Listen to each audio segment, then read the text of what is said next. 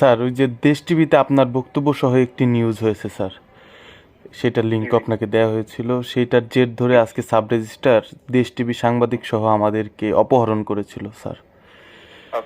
এখন আমরা দুইজন এখন পর্যন্ত হসপিটালে অ্যাডমিট আছি স্যার। আপনি তো আইন বিভাগের অভিভাবক স্যার, এই বিষয়টি মামলা করেন, ওর বিরুদ্ধে মামলা দিয়ে দেন। ওর ব্যাপারে আমরা তদন্ত করতেছি। আমি একটু ঝামেলা আছি যে সংসদ চলছে তো।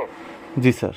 আমরা এই সংসদের অধিবেশন শেষ হওয়ার পরে আমি ওর ব্যাপারে সিদ্ধান্ত নেব। জি স্যার, আপনার উপর আস্থা আছে স্যার। দেখছি আর ওর বিরুদ্ধে যদি আপনাদের অপহরণ করে একটা অপহরণে মামলা করবেন। জি স্যার। এখানে তো আর কেউ আপনাদেরকে থামাবেন না। না স্যার, আমাদের কালকে মানববন্ধনও আছে। আইনের মতো চলবে, সেখানে তো আমাদের বলার নাই। জি স্যার, একটু আপনি একটু দেখি। যেটা ওকে, ঠিক আছে স্যার। আসসালামু আলাইকুম স্যার।